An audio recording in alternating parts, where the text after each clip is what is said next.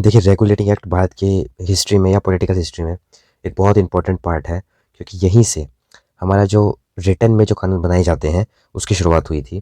और यहीं से जो एक्ट पारित होते हैं, एक्ट पारित करने का तरीका होता है, हमारी संसद एक प्रोसेस के थ्रू एक्ट पास करती है, उस मेथड की नींव पड़ी थी। तो देखते हैं रेगुलेटिंग एक्ट में क्या था।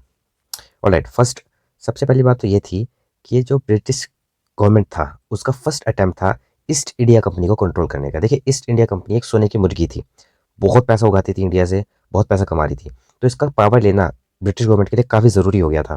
तो इसलिए रेगुलेटिंग एक्ट को पारित किया गया था कि किसी न किसी तरह से कंट्रोल ले लिया जाए। दूसरा मेन फंक्शन क्या था? जो पॉलिटिकल और एडमिनिस्ट्रेटिव काम था ईस्ट इंडिया कंपनी का। देखिए, ईस्ट इंडिया कंपनी बेसिक काम क्या था? व्यापार करना, बिजनेस करना। पर वो बिजनेस में उनको फ़ायदा ज़्यादा से ज़्यादा कब मिल सकता था? जब वो जहाँ पे व्यापार कर रहे हैं वहाँ से दूसरी पार्टी को बाहर निकाल दे। लेट सपोज उन्हें बम्बई में व्यापार करना है, वहाँ पे फ्रांस के लोग भी हैं और वहाँ पे इंग्लिश लोग भी हैं। तो अगर कंपटीशन होगा तो जाहिर सी बात है उन्हें ज़्यादा वैल्यू पे करनी पड़ेगी कस्टमर को, जिससे माल खरीद रहे हैं। तो अगर उन्हें अपनी मोनोपोली चलानी है, अगर उन्हें बम्बई में सिर्फ खुद रहना है, तो उन्हें फ्रांस वालों को बाहर निकालना पड़ेगा। और कोई बाहर मेरे तरीके से तो ज़्यादा नहीं है, उन्हें युद्ध करना पड़ता है। तो फ्रांस वालों से युद्ध करना पड़ा। इसी तरह कई बार लोकल राजाओं से युद्ध करना पड़ा अपने फ़ायदे के लाभ के लिए। इसलिए कुछ काम तो उनके पॉलिटिकल थे और कुछ काम प्रशासनिक थे। कुछ राजनीतिक राजनीतिक काम थे, कुछ प्रशासनिक काम थे। उन दोनों को पहली बार मान्यता प्राप्त की गई थी ब्रिटिश संसद द्वारा। ब्रिटिश की संसद ने कहा था कि ठीक है, ईस्ट इंडिया कंपनी अपने बिहाफ पे कुछ कुछ फैसले ले सकती है। तीसरा सबसे इंपॉर्टेंट पॉइंट ये है कि तब पहली बार ईस्ट इंडिया कंपनी ने सेंट्रल एडमिनिस्ट्रेशन, केंद्रीय शासन की नींव डाली। देखिए, सेंट्रल एडमिनिस्ट्रेशन क्या होता है इसको समझिए। ये दिल्ली यहाँ पर है, यहाँ से पूरे देश को कंट्रोल किया जाता है। तो हम इसको कहेंगे कि देखो, दिल्ली में सेंट्रल एडमिशन है, सेंट्रल एडमिशन बैठा हुआ दिल्ली में असम के बारे में फैसला कर सकता है, केरला के बारे में फैसला कर सकता है, जम्मू कश्मीर के बारे में फैसला कर सकता है। इसको सेंट्रल एडमिशन कहेंगे। उसी समय, उसी जब 1770 की बात हम कर रहे हैं, 1770 में जो अंग्रेजों का शासन था, कुछ हिस्सा बम्बई का उनके पास था, कुछ ये हिस्सा पास था, कुछ इधर का था और कुछ ये था। तो उन्होंने कोलकाता को अपना मेन पॉइंट बनाया और कहा कि जो भी फैसले लेने हैं वो सब कोलकाता से लिए जाएंगे, जितने भी इलाकों के फैसले लेने हैं। तो उसको कहा था कि सेंट्रल एडमिनिस्ट्रेशन, केंद्रीय प्रशासन शुरू किया गया था 1773 के इस एक्ट से। आगे बढ़ते हैं।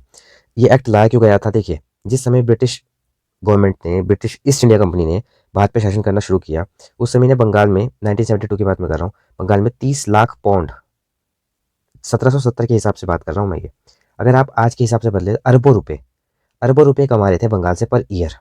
लेकिन उसके बाद भी ये बैंक करप्ट होने वाले थे और ये स्थिति आ गई कि इन्हें अपनी सरकार से 1 मिलियन पाउंड्स के पैसे कर्ज लेना पड़ा। अब ऐसा क्यों हो रहा था? क्योंकि उस समय कोई नियम कायदा था नहीं, किसको कैसे करना है काम, ये कोई प्रोसीजर नहीं था और मनमाने तरीके से भ्रष्टाचार हो रहा था। इतना ज़्यादा भ्रष्टाचार हो रहा था कि ईस्ट इंडिया कंपनी जो 30 लाख पाउंड का मुनाफा एक साल में कमा के दे रही थी, वो बैंक करप्सी की कगार पर आ गई। दैट्स वाई इन सब चीज़ों को रेगुलेट करने के लिए ही रेगुलेटिंग एक्ट लाया गया था।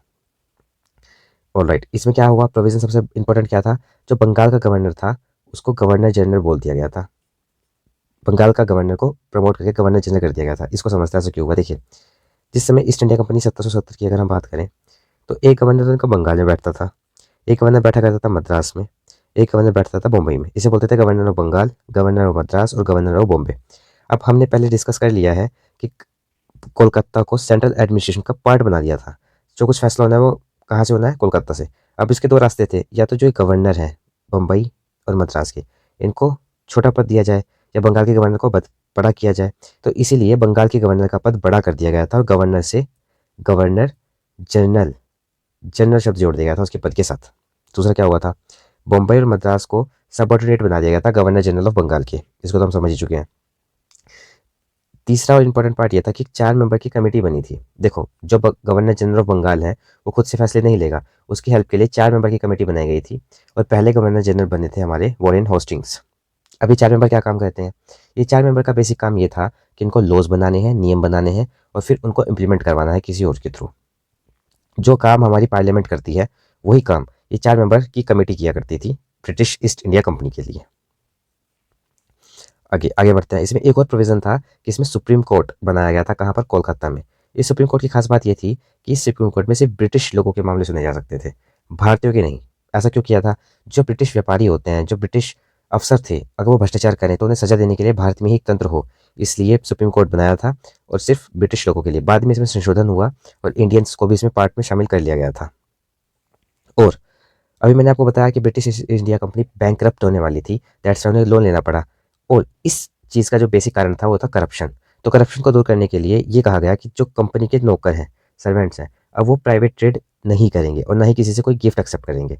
अगर आपको किसी को भ्रष्टाचार करना हो तो आप सीधा तो जाके पैसे दोगे नहीं उसे, और सब गिफ्ट के रूप में पैसे देते हो। तो इसीलिए जब भ्रष्टाचार कम हो सके, गिफ्ट को लेने पे रोक लगा दी गई थी। और जो प्राइवेट ट्रेड करता है, आदमी खुद से व्यापार करता है, उस पर रोक लगा दी गई थी। अच्छा, सुप्रीम कोर्ट बना कहाँ था? सुप्रीम कोर्ट बना था कोलकाता के फोर्ट विलियम में। ये फोर्ट विलियम की फ़ोटो है उस समय की। यहाँ पे सुप्रीम कोर्ट बनाया गया था। और ये था 1773 के रेगुलेटरी एक्ट का सभी कुछ प्रोविजंस जो मैंने आपको बताए।